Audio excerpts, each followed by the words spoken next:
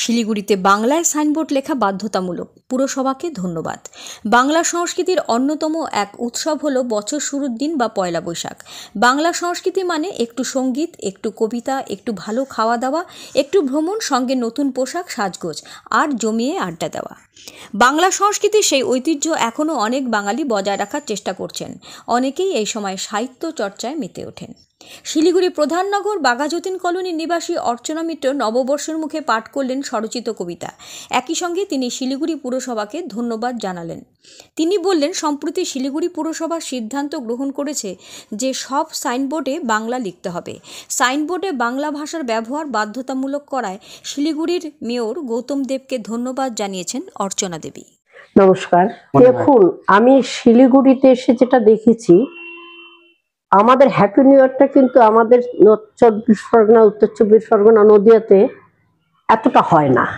আমাদের কিন্তু পয়লা বৈশাখটাই বেশি উদযাপনটা হয়। আমাদের নর্থ বেঙ্গলের যেটা হ্যাপি নিউ ইয়ারটা বেশি বাড়াবাড়ি, সেটা কিন্তু গঙ্গার ওপারটাই কিন্তু আবার এই পয়লা বৈশাখটা নিয়ে আমরা বেশি মাতামাতি করি। কারণ আমাদের ছোটবেলার থেকে আমরা দেখেছি পয়লা বৈশাখ মানে রবির মাস পড়ে গেল। আমাদের বাঙালিদের 12 মাসে 13 পার্বণের প্রথম শুরু গোয়াল পুজো করে, গোয়ালের দুধ ফুটিয়ে আমাদের শুরু হয়ে গেল পয়লা বৈশাখ থেকে। তারপর আমাদের মায়েরা সবকিছু করে নিয়ে আমাদের পয়লা রবি ঠাকুরের নামে আমরা বেরিয়ে পড়তাম। ছোটবেলা থেকে আমরা সেটাই দেখে এসেছি। আর প্রতিটা বাড়িতেই পয়লা বৈশাখের একটা আলাদা আমেজ থাকতো। প্রতিটা বাচ্চারই, যেমন আমরা দুর্গাপূজায় জামা কাপড় কিনে পরি নতুন, আমাদের বাঙালিরাও কিন্তু পয়লা বৈশাখে নতুন বস্ত্র পরে।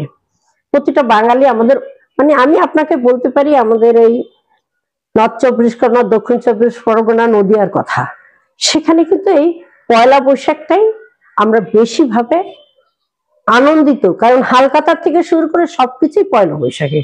বহু মানুষ আছে সেই দিনকে বই নিজেদের বাংলার উপরে, বাংলা সাহিত্যিক কবিরা এই নিয়ে একটা আলোচনা বৈঠক বসে এবং সবাই আমরা একত্রিত হয়ে এই পয়লা বৈশাখে আমরা পালন করি রবির মাস হিসাবে।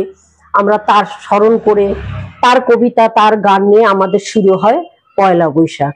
আর ছোট ছোট শিশুরাও অপেক্ষায় থাকে যে ছুটি। আমরা ভীষণ ভাবে আনন্দের সঙ্গে বিকালবেলা হলে দোকানে দোকানে যাবে। হালখাতার টাকা কিছু আছে না, যে 12 মাসে কিছু বাকি খায় দোকানে দোকানে, সে জামা কাপড়ের দোকানে হোক, মুদিখানাই হোক, গালামালের দোকানেই হোক। তো সেখানে কি হয়, আমরা ওই দিনকে সম্পূর্ণ টাকাটা মিটিয়ে দিয়ে আমাদেরকে আবার সেটাকে হালখাতা হিসাবে গণেশ পুজো করে খাতায় টাকার ছাপ দিয়ে আমরা দেখতাম এটা ছোটবেলায়।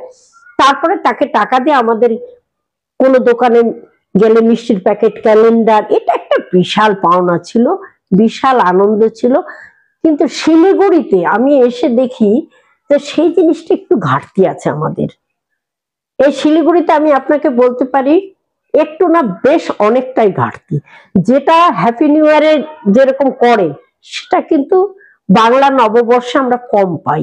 তা প্রত্যেকের কাছে বলবো, আমরা বাঙালিরা, আমি আবেদন করব যে আমরা বাংলাটাকে যেন বেশি করে প্রায়োরিটি দিয়ে আমরা যেন এগিয়ে যেতে পারি, বাংলাকে যেন আমরা না ভুলি।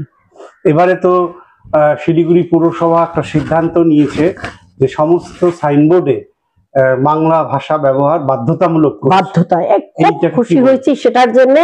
আমরা প্রথমে গৌতমদাকে ধন্যবাদ জানাই, কারণ উনি আমাদের মহানাগরিক, আমাদের ডেপুটি মেয়র।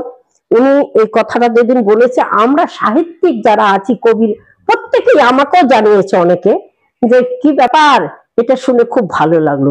এতদিন আমরা নির্বিঘ্নে জায়গায় জায়গায় গিয়েছি, আন্তর্জাতিক বাংলা ভাষার থেকে নানান জায়গায় গিয়ে বলতাম। এয়ারপোর্ট বলুন, বাংলার যে কোনো অফিসে ডেপুটির একটা আমরা অ্যাপ্লিকেশন দিয়ে আসতাম যে আপনারা এখানে বাংলা লিখুন, বাংলায় বলুন। কিন্তু সেটা আমাদের গৌতমদার কাছে আমরা একদম কৃতজ্ঞ, কারণ উনি সত্যি চেষ্টা করছেন যাতে বাংলাকে আরো বেশি ভাবে সকলের কাছে পৌঁছানো যায়। বাংলা তো পৌঁছানো, বাংলার পথ দেখেই কিন্তু সবাই এগিয়ে যাচ্ছে। বাংলার গান, বাংলার কবিতা, বাংলার পিকচার, সিনেমা, ছায়াছবি, সবকিছু তো বাংলা আগে ছিল। ধীরে ধীরে মাঝখানে যেন আমরা বাংলাটাকে অনেকটা হারিয়ে ফেলেছি। সেটা নতুন করে কিন্তু আমরা আবার পাচ্ছি। দেখুন, কোনো ভাষাকেই ছোট করা উচিত না। মাতৃভাষা যার যার তার তার কাছে বড়। আমি কোনো ভাষাকে ছোট করতে চাই না, কিন্তু এই কথাটা বলবো, এটা বাংলা, আমাদের মাতৃত্ব ভাষা বাংলা, আমাদের মাতৃভাষা বাংলা, আমাদের গর্ব বাংলা নিয়ে। আমাদের সাহিত্যিক বলেন, কবি বলেন, রবীন্দ্র, নজরুল সবই বাংলায়।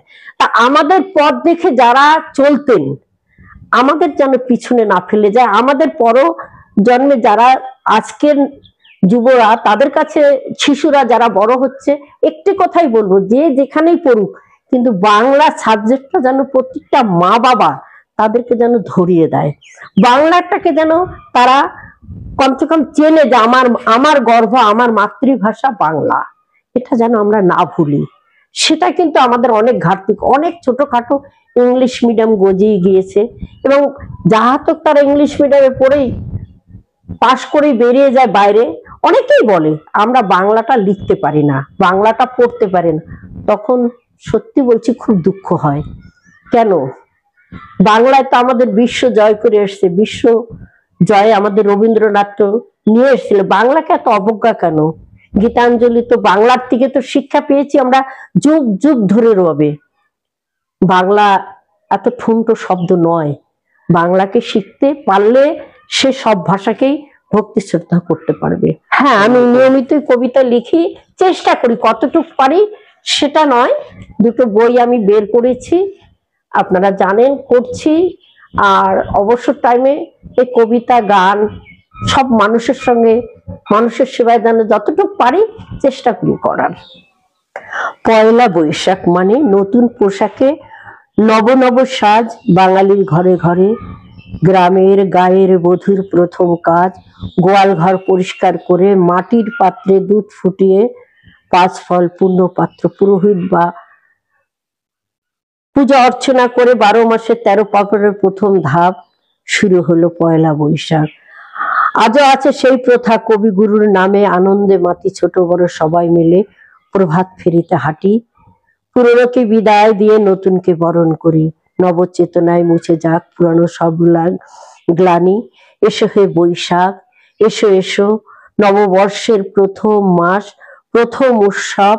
প্রতীক্ষার আলো সাজিয়ে রাখি মাটির থালায়, পান্তা ইলিশ, কাঁচা লঙ্কা, পেঁয়াজ ভাজা। ইলিশ গরমের ছন্দ, পতন বাঙালির প্রাণ, বাঙালির যত ভাই বোন। রবীন্দ্রনাথকে স্মরণ করে করি, রজনীগন্ধার মালায় কবিকে স্মরণ করি।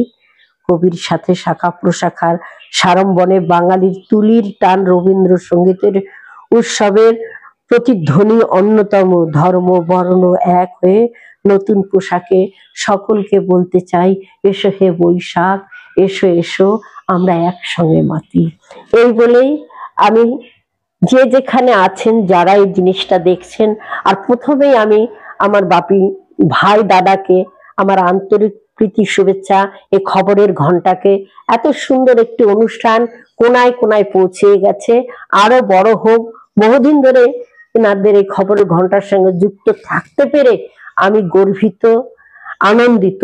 আপনি এগিয়ে চলুন, আপনার সঙ্গে আমরা আছি। খবরের ঘন্টা যখন ডাক দেয় তখনই যাই, তখনই বলি। সকলকে বলবো শুভ নববর্ষ, সবাই ভালো থাকুন, সবাইকে ভালো রাখুন, ভালো চিন্তাধারা নিয়ে এগিয়ে চলুন। কোনো বাজে চিন্তায় কেউ যাবেন না, বাজে মতলবে কেউ চলবেন না। সকলেই ভালো থাকুন, সুস্থ থাকুন। সামনের বছর আবার বাপিদাকেও বলবো আপনিও ভালো থাকুন, আপনার ফ্যামিলির পরিবারের সবাই ভালো থাকুক। এই বলেই আমি আমার এই ছোট্ট কথাটুকু রাখলাম। ধন্যবাদ।